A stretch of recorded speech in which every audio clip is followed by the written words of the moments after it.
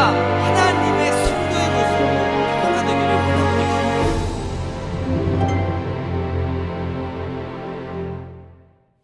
간증자로 성도님들 앞에 서면서 마음에 큰 부담이 있습니다.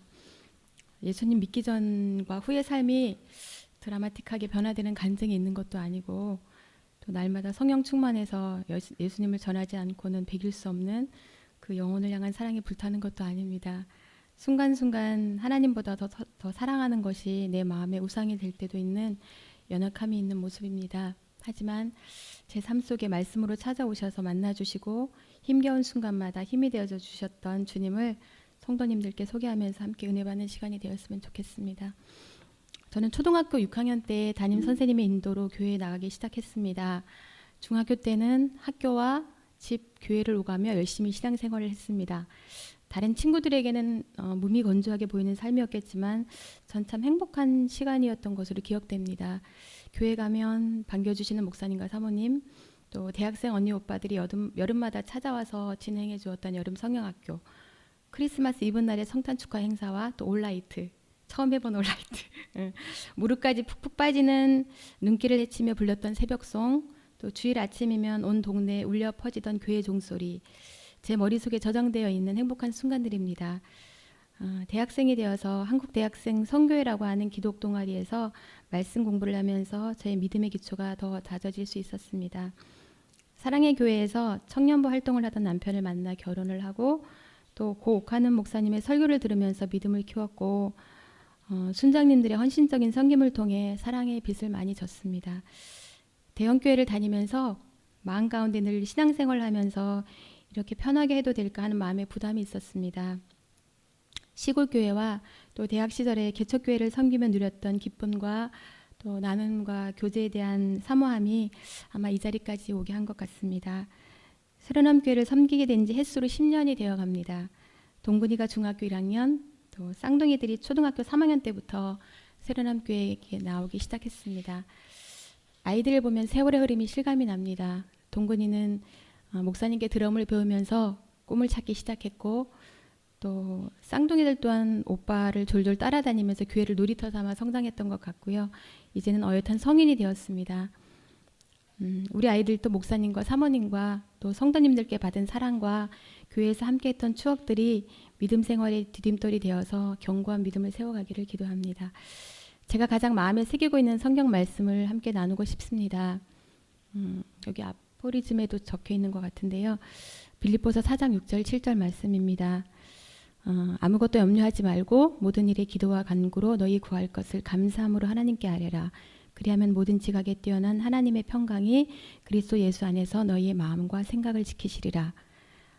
큰아들 동근이를 임신하고 신우신염이란 진단을 받고 일주일 동안 병원에서 입원 치료를 했었습니다. 임신 초기라 약을 쓰는 것이 염려스러울 때인데 염증이 심해서 열이 내리지를 않아서 해열제와 항생제 치료를 할 수밖에 없는 상황이었습니다. 그런데 어쩐 일인지 제게 마음의 염려보다 하나님이 주신 평안이 말씀을 통해서 저를 사로잡아 주셨습니다. 감사하게도 큰아들 동근이는 너무나도 건강하게 태어나서 태명대로 저희 가정의 기쁨이 되어 주었습니다. 지금까지 살아오면서 제 힘으로는 감당하기 어려운 상황들이 있을 때마다 이 말씀을 묵상하면 작은 것에서 감사를 회복하게 되고 제 마음과 생각을 주시고 평안케 하시는 주님을 만날 수 있었습니다. 또 잠언 16장 9절 말씀 또한 제 믿음의 고백인데요. 사람이 마음으로 자기의 길을 계획할지라도 그 걸음을 인도하시는 자는 여호와시니라. 저는 간호학과를 졸업했고 20여 년간 지금 간호사로 일을 하고 있습니다. 저의 꿈은 초등학교, 중학교 때는 시골 초등학교 선생님이었고요. 고등학교 진학할 즈음에는 국문학과가 목표였던 문학 소녀였습니다. 지금은 간호사란 직업을 천직처럼 여기며 아침마다 저를 통해 일하실 주님을 기대하며 출근합니다. 저의 기질을 너무나 잘 아시는 하나님이 제게 가장 적절한 직업을 갖도록 인도해 주신 것 같습니다. 내년이면 결혼 또 25주년이 되는 해입니다. 남편과 만남 또한 이제 주님이 중매장애가 되셨다고 생각이 되는데 눈에 사랑의 콩깍지를 씌우셨던 것 같습니다.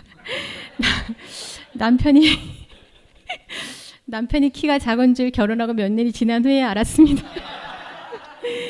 그리고 생각지도 못하게 쌍둥이 엄마로 불리게 하시고 동근이와 강민이, 하경이로 믿음의 대를 이어가게 하시니 이 또한 주님의 은혜입니다. 어떤 가정이나 어려움이 없는 가정이 없고 위기 없는 삶은 없는 듯합니다. 어르신들의 지나온 삶을 비길 수는 없겠지만 저 또한 고난이라면 고난일 수 있는 시간들이 있었던 것 같습니다. 겨울날 아침이면 방에 앉아서 입김이 나오는 집에서 동근이가 태어났고요. 또 추위를 피해 간 곳이 주암동 옥탑방이 없습니다.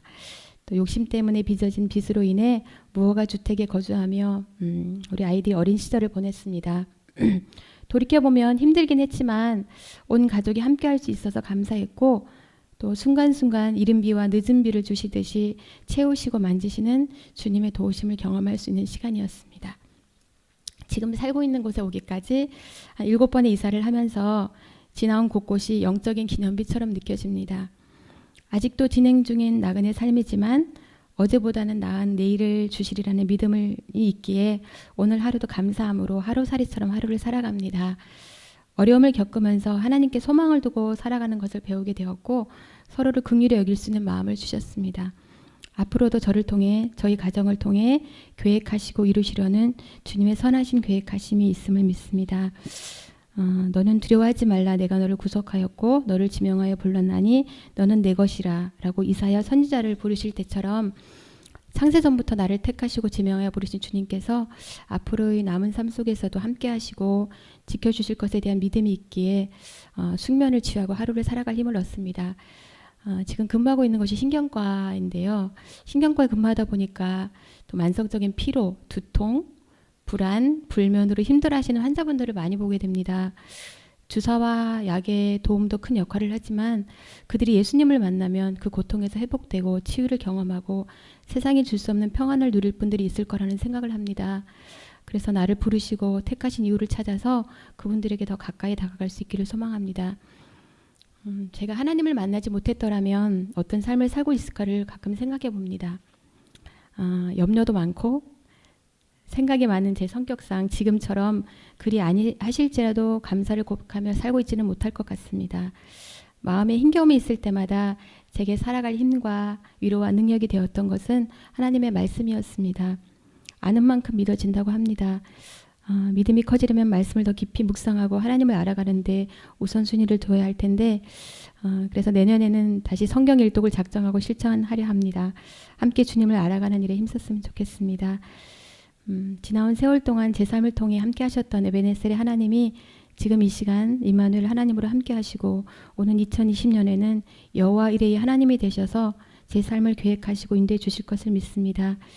주님 만날 그날에 잘 살았노라고 수고했다고 말씀하시며 제 머리에 면류관을 씌워주시는 모습을 상상해 봅니다. 천국을 소망하며 이 땅 가운데 살지만 오늘 살아가는 지금 이 순간도 천국임을 고백하고 감사함으로 살아갈 수 있는 저와 성도님들의 모습이었으면 좋겠습니다. 부족하지만 성도님들과 함께 제 믿음의 여정을 나눌 수 있는 기회를 주셔서 감사를 드립니다. 감사합니다.